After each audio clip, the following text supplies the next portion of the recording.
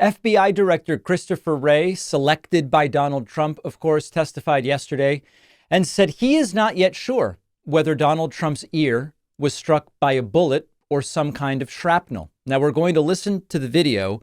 What's very interesting about this is that early on, there were, I don't want to call it a rumor, but there was just lack of clarity. Did Trump get hit by a bullet, or was it some kind of shrapnel? Maybe glass, maybe metal, maybe something else.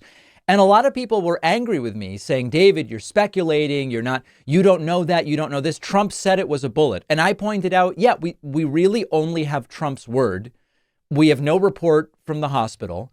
We have the picture where there is a bullet going behind Trump, but that bullet may have missed him altogether. We don't know that that's the bullet that hit Trump. We just don't know. I have no stake in this. Either way, someone tried to kill Trump. It doesn't make a difference. It's still deplorable what happened. It's a security failure. It's disgusting. It's not how we decide elections in the United States, or at least not how we should.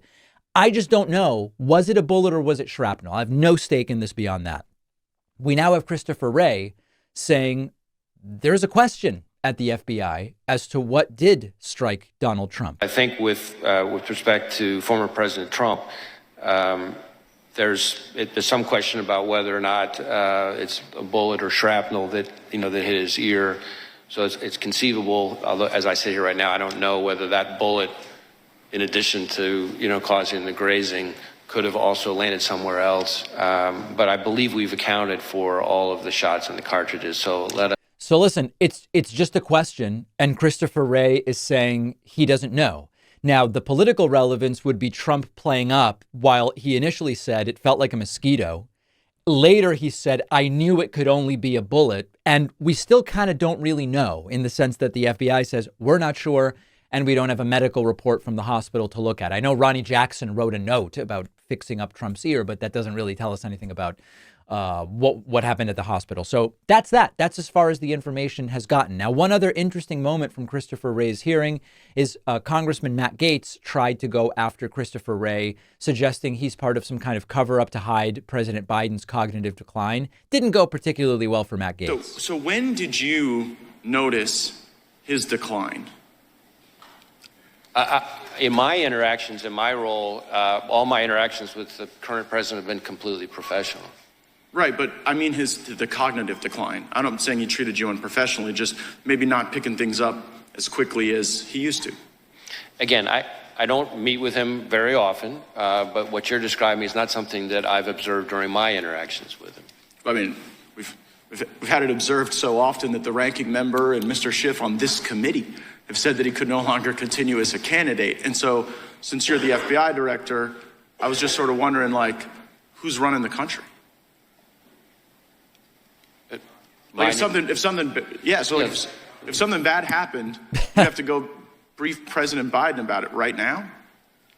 God forbid. And on any number of occasions, I have briefed the president, and as I said, those briefings have all been uneventful and unremarkable. Oh, I can imagine them being uneventful. But in the work where the vice president's also present, you say there's more than half the time there's these briefings, she's there too? I don't know if I said more than half the time. Certainly there have been times where she's been present. There have been other times where she hasn't. I take you at your word when you say this is the most complicated threat environment you've ever observed over a long career in law enforcement. And I'm just kind of wondering, with this assassination attempt, with the invasion at our border, with all the Hamas that have been let in that you've talked about and briefed about, is Biden up to it? And if he's not up to it, and you're a guy who's been regularly briefing him, who's been in on this conspiracy to hide the real Joe Biden from all of us for years? It never occurred to you that this guy wasn't up to it in all these briefings you did? As I said, my briefings with the president have all been completely fine. Were they between 10 a.m. and 4 p.m.? He's asked questions. There hasn't been anything of note in the area that you're talking about. Yeah, did you ever have to brief him before 10 a.m. or after 4 p.m.? We hear those are his good hours. I've certainly times that I have briefed have included outside those hours. Right. Okay.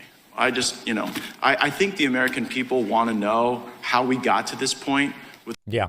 So that line of questioning really not getting too far.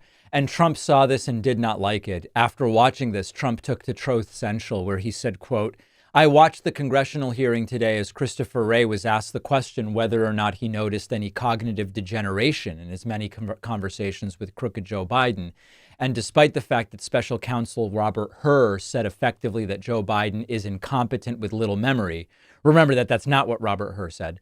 Wray said that it is not something I observed during my interactions with him, which were uneventful and unremarkable, essentially stating he found nothing wrong mentally or physically with Joe.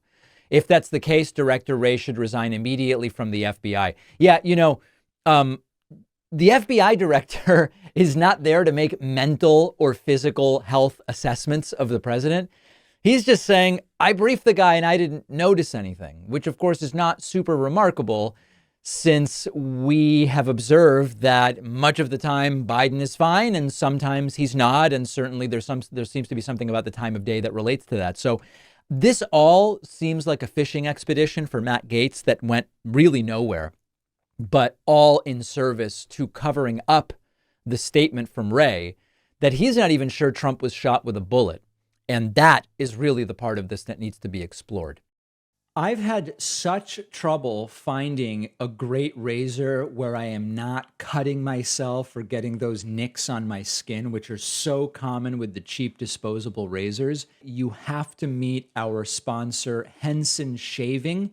Henson actually manufactures parts for the International Space Station and the Mars rover, and they are bringing that exact same precision engineering to the shaving experience. It hurts when you shave because blades extend too far and thus they wobble slightly. But with their aerospace grade CNC machines, Henson is able to make metal razors that extend just 0.0013 inches. That's less than the thickness of a human hair, which means a secure, stable blade with a vibration-free shave. It also has built-in channels to evacuate the hair and the cream. No more clogs, no more rubbing your thumb on the razor to get the hair out. I use Henson at home. Shaving is a great experience now. Henson wants to be the best razor, not the best razor business, which means you only need to buy it once and it's awesome. Go to hensonshaving.com/Pacman, add a razor and a 100-pack of blades to your cart, then enter the code Pacman to get the 100 blades for free. That is a 3-year supply. The link is down below.